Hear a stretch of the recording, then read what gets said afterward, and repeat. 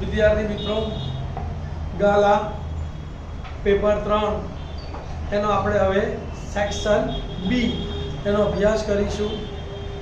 ખૂબ ધ્યાનથી અભ્યાસ કરજો અને વારંવાર પુનરાવર્તન કરજો. જે પણ સ્ટેપ આવે તેના ઉપર ધ્યાન આપજો તો તમને 6% ગણિત તમારા માટે સરળ બની જશે. તો સેક્શન બી શું કહે છે જુઓ. નીચેના પ્રશ્નોની ગણતરી કરીને જવાબ લખો. પ્રશ્ન નંબર 17 થી 28 છે અને દરેકના 2 ગુણ છે. તો આપણે દાખલા નંબર 17 દ્વિઘાત બહુપદી 7y² - 11/3y - 2/3 ના શૂન્ય શોધો તથા તેમના શૂન્યો અને સહગુણકો વચ્ચેનો સંબંધ ચકાસો. આવો એક દાખલો પરીક્ષામાં હશે ને હશે. તો આપણને ખબર છે શૂન્યો શોધવા માટે શું લખવાનું બોલો. દ્વિઘાત બહુપદીના શૂન્યો શોધવા માટે p of y બરાબર 0 લેતા. p of y ની જગ્યાએ શું લખીશું બોલો આપણે સમીકરણ. તો શું લખીશું માટે 7y² - 11/3y - 2/3 બરાબર 0. છેદમાં કેટલા છે 3. તો 3 લસા આવ્યો. 3 દૂર કરવા માટે બંને બાજુ લસાઅ 3 વડે ગુણતા. આને 3 વડે ગુણ્યો તો 7 તરી 21y² માઈનસ 3 વડે ગુણ્યો તો 3 3 ઉડી ગયા એટલે -11y માઈનસ આને 3 વડે ગુણ્યો તો 3 3 ઉડી ગયા -2 અને 0 ગુણ્યા 3 એટલે 0. આ કે દ્વિઘાત બહુપદી. અહીંયા 21 છે અને અહીંયા 2 છે તો 21 દુ એટલે 7 તરી 21 દુ 42. અંદર એવો ગુણાકાર કરો કે સરવાળો બાદબાકી કેટલા આવે 11. તો 7 દુ 14 અને તરી 42. 14 માંથી 3 જાય તો 11 રહી ગયા. તો મોટો ભાગ 14 નાનો ભાગ 3. બંનેની બાદબાકી કરવાથી 11 આવે છે કે સરવાળો કરવાથી. તો 14 માંથી 3 બાદ કરીએ તો 11 આવે છે એટલે બાદબાકી કરવાથી 11 આવે છે. તો મોટી સંખ્યાને મધ્યમપદની નિશાની, નાની સંખ્યાને વિરુદ્ધ નિશાની. તો આ માઈનસ છે તો આ પ્લસ. હવે અહીંયા પહેલું પદ કયું છે 21y² એટલે અહીંયા 21y લખવાના, અહીંયા 21y લખવાના. અહીંયા 7 વડે ભાગ ચાલે છે. 7 તરી 21 7 દુ 14 તો અહીંયા કેટલા વધ્યા 3y અને અહીંયા -2. તો પહેલો અવયવ શું આવ્યો 3y - 2. અહીંયા 3 છે અને અહીંયા 21 છે તો અહીંયા સાથે 3 ભાગ ચાલે છે. 3 સીતા 21 અને 3 એકા 3 તો બીજો અવયવ શું આવશે 7y + 1. તો બીજો અવયવ 7y + 1 તો ડાયરેક્ટ અવયવ પડી ગયા શું 3y - 2 * 7y + 1 બરાબર 0. બંને અવયવોને 0 સાથે સરખાવી દઈએ તો શું થશે 3y - 2 બરાબર 0 અથવા 7y + 1 બરાબર 0. અને સૂત્ર કરતા બનાવવાનો y ને y સિવાયનું બધું સામે લઈ જઈએ. -2 સામે જાય તો પ્લસ 3 ગુણાકારમાં સામે જાય તો ભાગાકાર. તો માટે y બરાબર કેટલા આયા 2/3 અથવા અહીંયા પણ માઈનસ સૂત્ર કરતા બનાવીએ +1 સામે જાય તો -1 7 ગુણાકારમાં સામે જાય તો ભાગાકાર. તો માટે y બરાબર -1/7. પહેલા શૂન્યને આપણે આલ્ફા કહીએ તો આલ્ફા બરાબર 2/3 અને બીજા શૂન્યને બીટા કહીએ તો બીટા બરાબર -1/7.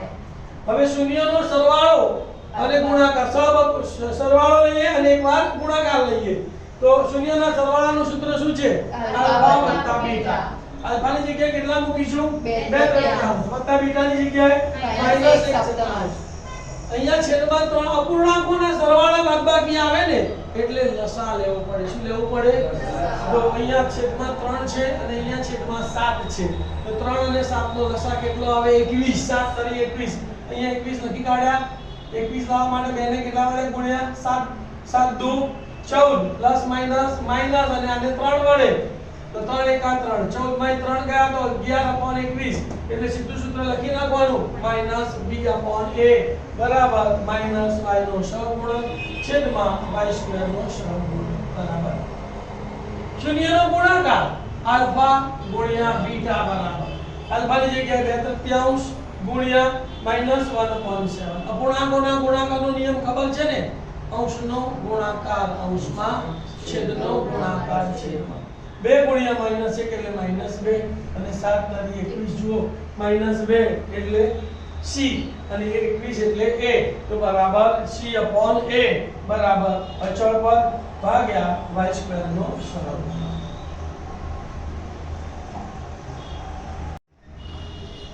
અથવા દાખલા નંબર 17 જો બહુપદી p of x બરાબર x² - x - 30 ના શૂન્યો આલ્ફા અને બીટા હોય તો એવી દ્વિઘાત બહુપદી શોધો જેના શૂન્યો 2 - આલ્ફા અને 2 - બીટા હોય. ધ્યાન આપો ભાઈ, તમને આ દ્વિઘાત બહુપદી આપેલી છે, એના પહેલા શૂન્યો શોધી કાઢવાના આલ્ફા બીટા, પછી આલ્ફાની પછી નવો શૂન્ય શોધવાનો 2 - આલ્ફા શોધવાનો અને બીજો શૂન્ય 2 - બીટા શોધવાનો. એટલે અહીંયા આલ્ફા અને બીટાની કિંમત મૂકીને નવો આલ્ફા બીટા મળી જાય. એ નવો આલ્ફા બીટા સૂત્રમાં મૂકી દો એટલે તમને નવી બહુપદી મળી જાય. તો પહેલું સ્ટેપ શું લખીશું બોલો કે બહુપદીના શૂન્યો શોધવા માટે p of x બરાબર 0 લેતા p of x ની જગ્યાએ શું લખીશું બોલો x² - x - 30 બરાબર 0. અહીંયા સહગુણક 1 છે, અહીંયા 30 છે, 1 અને 30 નો ગુણાકાર કરીએ 30 * 31 30 ના એવા બે ભાગ પાડો કે સરવાળો બાદબાકી 1 આવે તો આપણે 10 તરી 30 થાય બરાબર. તો 6 × 5 પણ 30 થાય તો 6 માંથી 5 જાય તો 1 આવી જાય છે એટલે કયો ભાગ લઈશું 6 × 5 = 30. હવે જુઓ અહીંયા બંને માઈનસ છે એટલે નિશાનીઓ કેવી આવશે વિરોધી મોટી અને બાદબાકી કરવાથી 1 આવે છે એટલે વિરોધી નિશાની મોટી સંખ્યાને મધ્યમપદની નિશાની તો આ માઈનસ તો આ પ્લસ. ચાલ કયો છે x² તો અહીંયા પણ x લખવાનો અહીંયા પણ x લખવાનો એટલે પહેલો અવયવ શું આવ્યો x - 6 બીજો અવયવ x + 5 તો માટે x - 6 x + 5 બરાબર 0. બંને અવયવોને 0 સાથે સરખાવી દઈએ તો માટે x - 6 બરાબર 0 અથવા x + 5 બરાબર 0. -6 સામે જાય તો માટે x બરાબર 6 અથવા +5 સામે જાય તો માટે x બરાબર -5 તો માટે આલ્ફા બરાબર કેટલા થયા 6 અથવા બીટા બરાબર -5. હવે આપણે શું શોધીશું 2 - આલ્ફા અને 2 - બીટા શોધીશું. તો 2 - આલ્ફા બરાબર 2 - આલ્ફાની જગ્યાએ કેટલા મૂકવાના 6 2 - 6 એટલે બરાબર -4 અને 2 - બીટા બરાબર 2 - બીટાની જગ્યાએ -5 તો -5 તો 2 + 5 એટલે બીટા બરાબર 7 તો નવો આલ્ફા શું આવ્યો આલ્ફા બરાબર -4 અને બીટા બરાબર 7. હવે આ સૂત્ર તમને યાદ હોવું જોઈએ કે જેના શૂન્યો આલ્ફા અને બીટા હોય તેવી દ્વિઘાત બહુપદી p of x બરાબર k * x² - alpha + beta * x વત્તા આલ્ફા ગુણ્યા બીટા છે. આ સૂત્ર તમને યાદ હોવું જોઈએ. કિંમતો મૂકી દો. ચલો p of x ના p of x બરાબર ના બરાબર k ના k મોટા કૌંસનો મોટો કૌંસ x² ના x² માઈનસ ના માઈનસ આલ્ફાની જગ્યાએ કેટલા મૂકીશું અને બીટાની જગ્યાએ 7 તો -4 + 7 કૌંસ પૂરો x નો x વત્તા ના વત્તો આલ્ફા ગુણ્યા બીટા તો -4 × 7 મોટો કૌંસ પૂરો. આનું સાદુરૂપ આપીશું બાકી બધું એમનું એમ.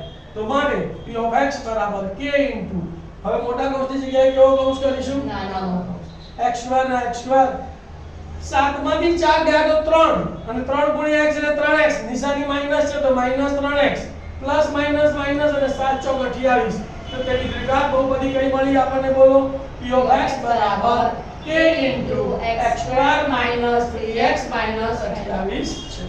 બેમાંથી એક દાખલો પસંદ કરવાનો તમારે. તમને જે સરળ લાગતો હોય એ જ દાખલો પરીક્ષામાં ગણવાનો છે. અથવાનો દાખલો ગણો તો તમારે હેડિંગ શું મારવાનું છે અથવા દાખલા નંબર 17. દાખલા નંબર 18 જેના શૂન્યોનો સરવાળો અને ગુણાકાર અનુક્રમે √2 અને 1/3 હોય તેવી દ્વિઘાત બહુપદી મેળવો.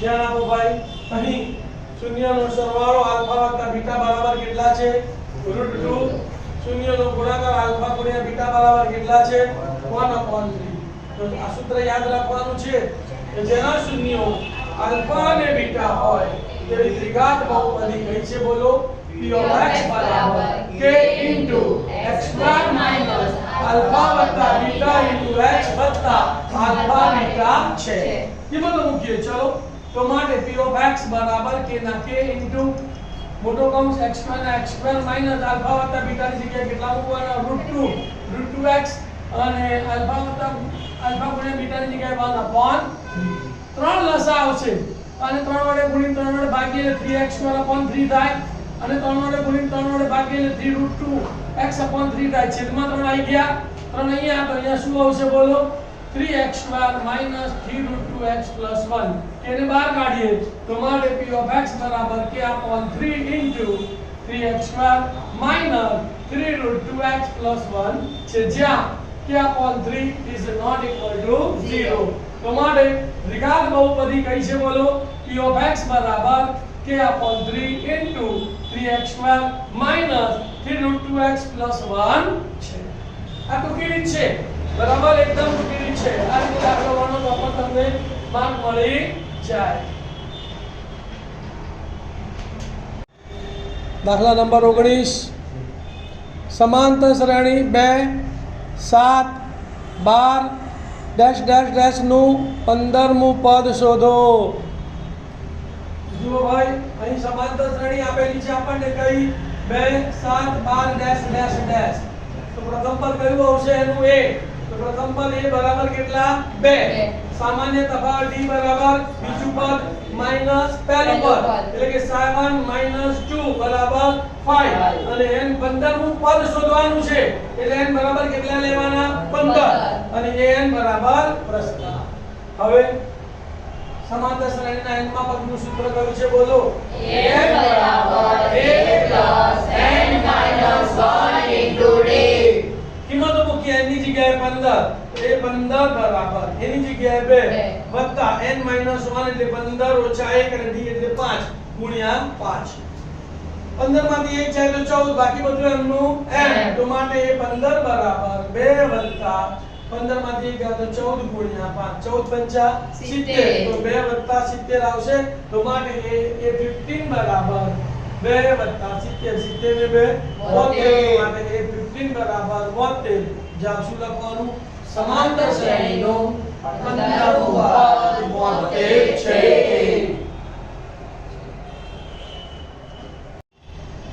દાખલા નંબર 20 tan² 60 વત્તા 4cos² 45 વત્તા 3sec² 30 વત્તા 5cos² 90 ની કિંમત શોધો ધ્યાન આપો બોર્ડ પર tan² 60 તો tan 60 નું મૂલ્ય કેટલું છે √3 તો √3 પણ tan નો વર્ગ છે તો √3 નો વર્ગ વત્તા ના 4 ના cos 45 એટલે 1/√2 તો 1/√2 પણ cos નો વર્ગ છે એટલે 1/√2 નો વર્ગ વત્તા ના 3 ના 3 sec 30 એટલે 2/√3 sec 30 એટલે 2/√3 એટલે sec² છે એટલે એનો વર્ગ વત્તા 5 ના 5 cos 90 એટલે sin 0 0 તો cos 90 પણ 0 તો 0 નો વર્ગ સાદુરૂપ આપીએ √3 નો વર્ગ એટલે 3 વત્તા 4 ના 4 1 નો વર્ગ 1 √2 નો વર્ગ એટલે 1/2 વત્તા 3 ના 3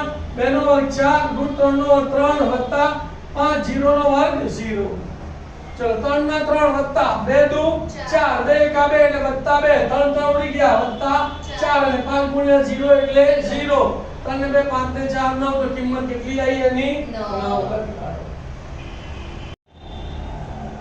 અથવા દાખલા નંબર 20 જો sin θ બરાબર cos 60 હોય તો 3 tan² θ - 1 ની કિંમત શોધો તો જુઓ ભાઈ બહુ સહેલો દાખલો છે અહીંયા તમને sin θ બરાબર cos 60 ની શરત આપેલી છે તો પહેલા તમારે θ શોધવાનો શું શોધવાનો ધ્યાન અહીંયા તો લખીશું અહીં sin θ બરાબર cos 60 આપેલ છે બેમાંથી એકને ફેરવવાનો તમને ખબર કે sin cos માં ફરે અને cos sin માં ફરે જેની વેલ્યુ આપી છે એને ફેરવે તો એકદમ ઈઝી થઈ જાય તો cos 60 ની જગ્યાએ શું લખીશું આપણે sin 90 - 60 કારણમાં cos θ બરાબર sin 90 - 60 તો અહીંયા શું લખાય બોલો માટે sin θ બરાબર sin 90 - 60 90 માંથી 60 ગયા તો 30 તો માટે sin θ બરાબર sin 30 બંને sin છે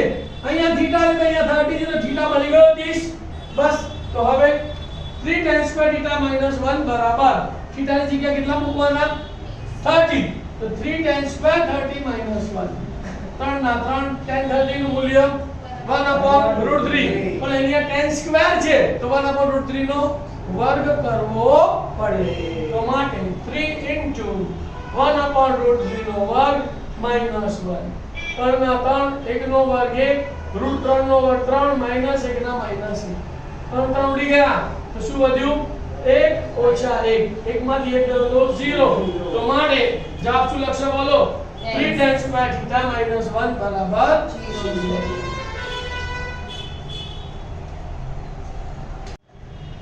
દાખલા નંબર 21 a 2 1 અને b -2 -1 ને જોડતા રેખાખંડનું 1:1 ગુણોત્તરમાં વિભાજન કરતા બિંદુના યામ શોધો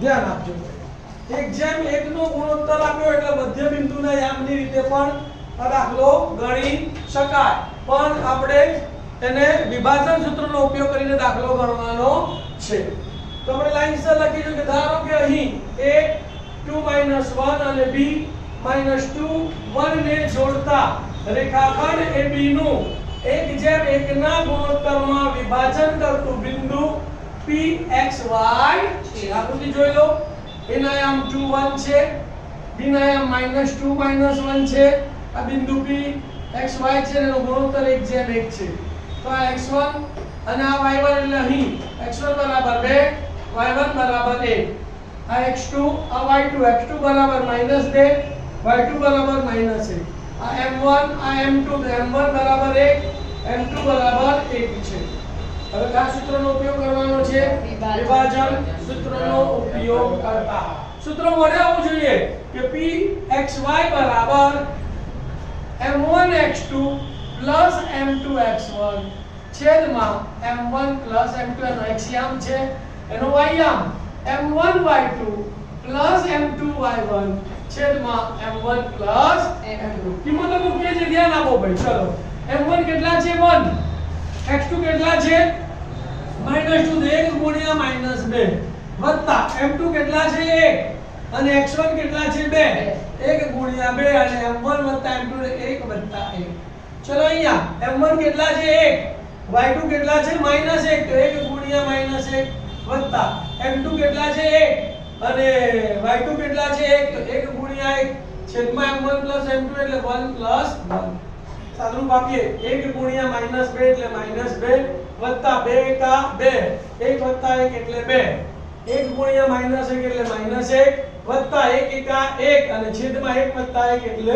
2 ઓછા 2 વત્તા 2 0 તો 0 છેદમાં 2 ઓછા 1 વત્તા 1 એટલે 0 0 છેદમાં 2 0 છેદમાં 2 એટલે 0 0 છેદમાં 2 એટલે 0 તો માટે વિભાજન કરતા બિંદુના યામ 0 0 છે દાખલા નંબર 22 15 મીટર ઊંચા એક ટાવરના તળિયેથી 15 મીટર દૂર આવેલા જમીન પરના એક બિંદુથી ટાવરની ટોચના ઉચ્છેદ કોણ શોધો ધ્યાન આપો 15 મીટર ટાવરની ઊંચાઈ છે અને જમીન પરનું અંતર પણ 15 મીટર છે એટલે બાજુ સામેની બાજુ ને પાછળની બાજુનું માપ સરખું છે એટલે થીટા કેટલો હોય 45 બરાબર ને આપણને મોઢે ખબર જ છે પણ આપણે દાખલો ગણવાનો છે તો પહેલા આકૃતિ દોરી કાઢીએ AB બરાબર ટાવરની ઊંચાઈ કેટલા મીટર 15 મીટર BC બરાબર ટાવરના તળિયેથી 15 મીટર દૂર આવેલું બિંદુ અને આપણે આ AC એ દૃષ્ટિકિરણ છે એટલે C બિંદુના ઉચ્છેદ કોણ છે એટલે આપણે થીટા ધારીએ બરાબર આકૃતિનું વર્ણન કરીએ જુઓ અહીં AB બરાબર ટાવરની ઊંચાઈ બરાબર 15 મીટર BC બરાબર રકમમાં લખેલું છે એ પ્રમાણે લખવાનું કે તળિયેથી 15 મીટર દૂર આવેલા જમીન પરનું બિંદુ, તો BC નું અંતર કેટલું આવશે? 15 મીટર. કર્ણનું કોઈ વર્ણન છે નહીં, તેનું માપ શોધવાનું, તેનું કંઈ કરવાનું નહીં. ખૂણો ACB બરાબર શું છે? તો આ બિંદુથી ટાવરની ટોચનો ઉચ્છેદ કોણ, આ બિંદુ C થી ટાવરની ટોચનો ઉચ્છેદ કોણ આપણે કહીએ, બરાબર. અને એને આપણે થીટા ધારી લઈએ. હવે ત્રિકોણ લઈશું. ત્રિકોણ ABC માં ખૂણો B બરાબર 90 અને ખૂણો C બરાબર થીટા. આ ખૂણાની જુઓ કઈ બાજુનું માપ આપેલું છે? સામેની બાજુનું માપ આપેલું છે અને પાછળની બાજુનું માપ આપેલું છે. તો સામેની અને પાછળનો કયો ગુણોત્તર આવે? tan. તો કયું વેલ્યુ લેવાનું? tan. તો tan થીટા બરાબર સામેની બાજુ AB છેદમાં પાછળની બાજુ BC. તો માટે tan થીટા બરાબર AB ની વેલ્યુ 15, BC ની વેલ્યુ 15. 15 એકા 15, તો મારે tan થીટા બરાબર 1. કયા tan નું મૂલ્ય 1 છે? કયા tan નું મૂલ્ય 1 છે? tan 45 બરાબર 1 આપણને યાદ છે, તો લખવાનું. પરંતુ tan 45 બરાબર 1 છે, તો અહીંયા થીટા છે, તો અહીંયા 45 છે, તો માટે થીટા બરાબર 45 થાય. જવાબ લખી કાઢવાનો. ટાવરની ટોચનો ઉચ્છેદ કોણ 45 છે.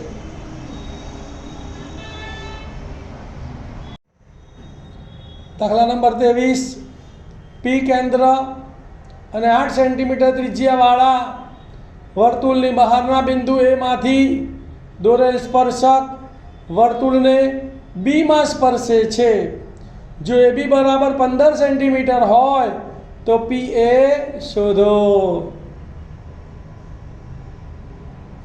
ધ્યાન આપો ભાઈ. અહીંયા શું કહે છે શરત? અહીં P કેન્દ્ર અને 8 સેન્ટીમીટર ત્રિજ્યાવાળા વર્તુળના બહારના બિંદુ A માંથી દોરેલો સ્પર્શક વર્તુળને B માં સ્પર્શે છે. ધ્યાન આપો, એક વર્તુળ દોરવાનું છે. આ વર્તુળનું કેન્દ્રથી ને એક બહારનું બિંદુ A લેવાનું છે. એમાંથી આ સ્પર્શક AB દોરવાનો છે. AB નું માપ કેટલું છે? 15 સેન્ટીમીટર. સ્પર્શ બિંદુએ દોરેલી ત્રિજ્યા સ્પર્શકને કેવી હોય છે? લંબ હોય છે. આ કાટકોણ ત્રિકોણ બની ગયો. ત્રિજ્યા કેટલી છે? 8.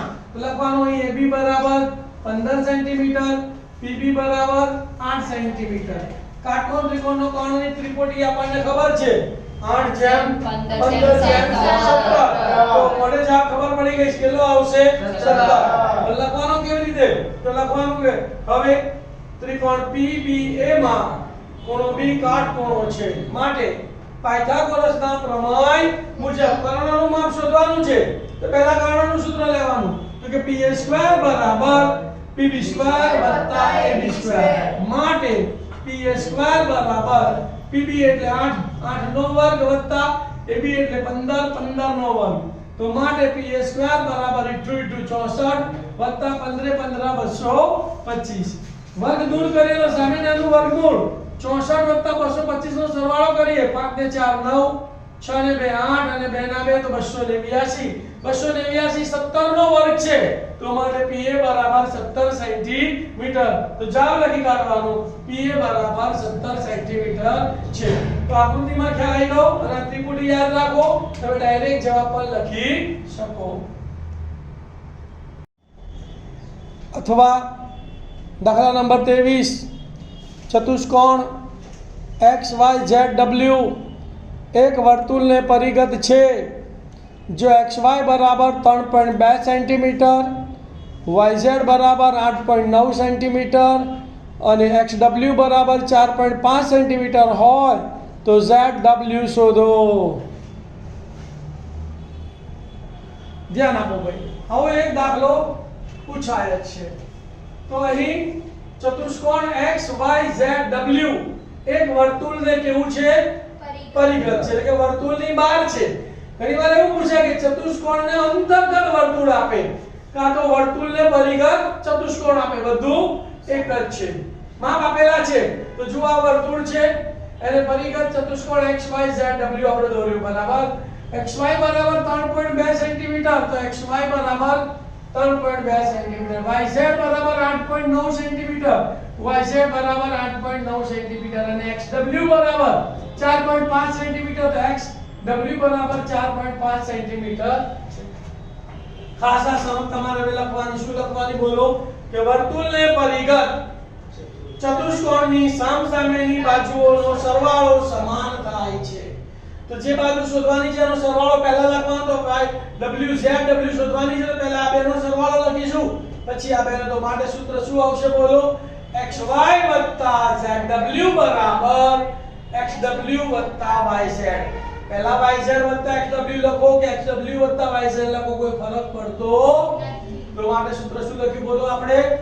XY ZW બરાબર XW YZ. એમાં તો મૂકું છું XY ની જગ્યાએ 3.2 ZW શોધવાનો છે બરાબર ના બરાબર XW ની જગ્યાએ 4.5 YZ ની જગ્યાએ 8.9. હવે આ બેનો સરવાળો કરીશું, બાકી બધું એમનો એમ. તો માટે 3.2 ZW બરાબર 9 ને 5 14 નો ચોકડો વધી પડી 1 દશાંશ ચિહ્ન ના દશાંશ ચિહ્ન 4 ને 1 5 8 ને 5 13 વત્તા 3.2 સામે જાય તો માઈનસ, તો માટે ZW બરાબર 13.4 ઓછા 3.2. 4 માંથી 2 ગયા તો 2 પોઈન્ટ ના પોઈન્ટ, 13 માંથી 3 ગયા તો 10, તો માટે ZW બરાબર 10.2 સેન્ટીમીટર. જવાબ લખી નાખવાનો ZW બરાબર 10.2 સેન્ટીમીટર છે. દાખલા નંબર 24. 5 સેન્ટીમીટર ત્રિજ્યા અને 12 સેન્ટીમીટર ઊંચાઈ ધરાવતા શંકુનો પાયો અર્ધગોલક આકારનો છે. તેની કુલ સપાટીનું ક્ષેત્રફળ શોધો. પાઈ બરાબર 3.14. ધ્યાન આપજો ભાઈ. સરળ શું પહેલા તો સરળ લખીશું કે અહીં શંકુની ત્રિજ્યા r બરાબર 5 સેન્ટીમીટર, ઊંચાઈ h બરાબર 12 સેન્ટીમીટર ધરાવતો શંકુનો પાયો અર્ધગોલક આકારનો છે. એટલે આપણે આ શંકુ દોર્યો અને એને નીચે આ અર્ધગોલક દોર્યો બરાબર. શંકુની ત્રિજ્યા r બરાબર 5 અને ઊંચાઈ h બરાબર 12 સેન્ટીમીટર આપેલી છે. હવે શંકુ ઉપર અર્ધગોલક આવેલો છે એટલે અર્ધગોલકની ત્રિજ્યા પણ કેટલી થશે? 5. તો માટે અર્ધગોલકની ત્રિજ્યા r બરાબર 5 સેન્ટીમીટર થાય. મારે આનું ક્ષેત્રફળ શોધવું છે. તો શંકુની વક્ર સપાટીના ક્ષેત્રફળનું સૂત્ર છે પાઈ rl. મારી પાસે r અને h છે તો મારે પહેલા શું શોધવો પડશે? l શોધવો પડશે. તો આપણને ખબર છે 5/12/13 l કેટલો આવશે? 13. પણ એની ગણતરી બતાવીશું. તો કે હવે શંકુની તિયક ઊંચાઈ l બરાબર વર્ગમૂળમાં r² + s². r એટલે 5 અને h એટલે 12, તો વર્ગમૂળમાં 5 નો વર્ગ વત્તા 12 નો વર્ગ. માટે l બરાબર વર્ગમૂળમાં 5 નો વર્ગ 25 વત્તા 12 નો વર્ગ 144. બંનેનો સરવાળો કર્યો તો માટે l બરાબર 169. તો 169 નું વર્ગમૂળ છે 13, તો માટે l બરાબર 13 સેન્ટીમીટર. આપણે ડાયરેક્ટ પણ ખબર છે 5/12/13. બધા માપો મળી ગયા. હવે ડાયરેક્ટ તેથી કુલ સપાટીનું ક્ષેત્રફળ તો બરાબર શંકુની વક્ર સપાટીનું ક્ષેત્રફળ વત્તા અર્ધગોલકની વક્ર સપાટીનું ક્ષેત્રફળ. શંકુની વક્ર સપાટીના ક્ષેત્રફળ છે સૂત્ર છે પાઈ rl વત્તા અર્ધગોલકની વક્ર સપાટીના ક્ષેત્રફળનું સૂત્ર છે 2 r². નજર રાખો બંનેમાંથી પાઈ r અને પાઈ r કોમન નીકળે છે તો અહીંયા પાઈ r કોમન કાઢ્યો, અહીંયા વધ્યો l વત્તા 2r. કિંમતો મૂકું છું. પાઈ ની કિંમત 3.14 આપેલી છે આપણને, તો 314/100 ગુણ્યા r બરાબર 5 ગુણ્યા l એટલે 13 વત્તા 2 ગુણ્યા 5. આ કૌંસનું સાદુરૂપ આપું છું પહેલા, બાકી બધું એમનું એમ. તો 314/100 ગુણ્યા 5 ગુણ્યા 5 દુ 10 10 વત્તા 13 એટલે 23. 5 અને 2 ભાગ ચાલે છે. 314 માં 2 ચાલશે, અહીંયા 5 એટલે એકવાર ભાગ કાઢી દઈએ તો 20 × 5 = 100 એટલે અહીંયા 20 આવશે. 2 ભાગ ચાલશે, 2 × 20 અને 157 દુ 314. તો બચ્યું કેટલું? અહીંયા 157 વધ્યા, અહીંયા 10 વધ્યા અને અહીંયા 23 વધ્યા. તો શું લખીશું? 157 × 23/10. 157 ગુણ્યા 23 કરે તો એકમ નિશુલ્ક. 2 × 7 = 14 નો ચોકડો વધી પડી 1, 2 × 5 = 10 ને 11 નો એકડો વધી પડી 1, 2 × 2 ને 1 3.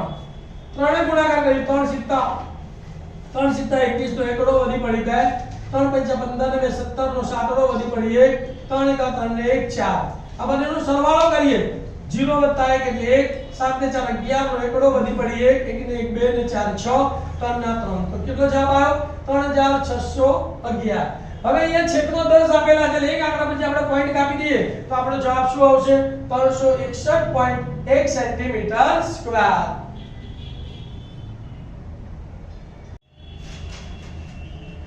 દાખલા અથવા 24 બે વર્તુળોના વ્યાસનો ગુણોત્તર 8:14 હોય તો તેમના ક્ષેત્રફળનો ગુણોત્તર શોધો. ધ્યાન આપો ભાઈ, અહીંયા તમને બે વર્તુળના વ્યાસનો ગુણોત્તર કેટલો આપેલો છે 8:14 છે. તો ત્રિજ્યાનું સૂત્ર શું છે ત્રિજ્યા બરાબર વ્યાસ ભાગ્યા 2. તો ધારી લઈએ આપણે કે બે વર્તુળની ત્રિજ્યાઓનો ગુણોત્તર r1/r2 બરાબર શું થાય તો 8/2 છેદમાં 14/2 તો 2 ચોક 8 અને 2 સિત્તા 14 તો 4/7 થાય. તો r1/r2 બરાબર કેટલો જવાબ આવ્યો 4/7. હવે તેમના ક્ષેત્રફળનો ગુણોત્તર તો પહેલા વર્તુળનું ક્ષેત્રફળ પાઈ r1², બીજા વર્તુળનું ક્ષેત્રફળ પાઈ r2². પાઈ પાઈ ઉડી ગયા અને વર્ગને કોમન કાઢીએ તો r1/r2 નો વર્ગ. પણ r1/r2 આપણી પાસે કેટલા છે 4/7. તો બરાબર 4/7 નો વર્ગ. કૌંસ દૂર કરીએ તો બંનેને વર્ગ આપવા પડે તો 4 નો વર્ગ 16, 7 નો વર્ગ 49, 16 છેદમાં 49 તો બરાબર 16/49. જવાબ લખવાનો બે વર્તુળના ક્ષેત્રફળનો ગુણોત્તર 16/49 છે. દાખલા નંબર 25 કોઈ વર્ગીકૃત માહિતી માટે પ્રચલિત સંકેતોમાં L બરાબર 32, H બરાબર 9, F1 બરાબર 53, F0 બરાબર 43, F2 બરાબર 27 હોય તો માહિતીનો બહુલક શોધો. ધ્યાન આપજો. લખવાનું કેવી રીતે તમારે લખવાનું અહીં કોઈ એક વર્ગીકૃત માહિતી માટે L બરાબર 32, H બરાબર 9, F1 બરાબર 53, F0 બરાબર 43 અને F2 બરાબર 27 છે. બરાબર. હવે બહુલકનું સૂત્ર તમને યાદ હોવું જોઈએ. હવે બહુલક Z બરાબર L plus F1 minus F0 છેદમાં 2F1 minus F0 minus F2 into H. સૂત્ર લખી ગયા પછી કિંમતો મૂકવાની છે. તો માટે Z બરાબર L ની જગ્યાએ 32 વત્તા F1 ની જગ્યાએ 53, F0 ની જગ્યાએ 43 તો 53 માઈનસ 43 છેદમાં 2 ગુણ્યા F1 એટલે 2 ગુણ્યા 53 ઓછા F0 એટલે 43 અને ઓછા F2 એટલે 27 અને ગુણ્યા H એટલે 9. આ બેની બાદબાકી કરવાની, આ બેનો ગુણાકાર અને આ બેનો ઋણ સંખ્યાનો સરવાળો, બાકી બધું એમનો એમ. તો માટે Z બરાબર 32 વત્તા 53 માંથી 43 ગયા તો 10, 53 દુ 106 માઈનસ 43 ઓછા 27 બંનેનો સરવાળો 7 ને 3 10 ની શૂન્ય વધી પડી 1, 4 ને 1 5 ને 2 7 તો -70 ગુણ્યા 9. પછીના ક્ષેત્રમાં બેની બાદબાકી અને 10 ગુણ્યા 9 અંશમાં બાકી બધું એમનો એમ. તો માટે Z બરાબર 32 વત્તા 10 ગુણ્યા 9, 10 ગુણ્યા 9 છેદમાં 176 માંથી 70 જાય તો 6 માંથી 0 ગયા તો 6 અને 10 માંથી 7 ગયા તો 3 એટલે 36. 9 ભાગ ચાલે 9 એકા 9, 9 ચોક 36, 2 ભાગ ચાલશે 2 દુ 4, 2 પંચા 10 તો અહીંયા બચ્યા 5 અને અહીંયા બચ્યા 2. તો માટે Z બરાબર 32 વત્તા 5 દૂતીયાંશ. 5 દૂતીયાંશ એટલે અઢી 2.5. તો આને પણ એક દશાંશમાં ફેરવી દઈએ તો માટે Z બરાબર 32.0 વત્તા 2.5. તો માટે Z બરાબર 32 ને 2 34.5. જવાબ લખી કાઢવાનો માહિતીનો બહુલક 34.5 છે. આવો 2 માર્કનો સૂત્રની કિંમતો મૂકવાનો એક દાખલો પૂછાય છે. તો આ સૂત્ર યાદ રાખજો તો તમારા 2 માર્ક પાકા થઈ જશે. દાખલા નંબર 26 પાસાને એકવાર ફેંકવામાં આવે છે તો વિભાજ્ય સંખ્યા મળવાની સંભાવના શોધો.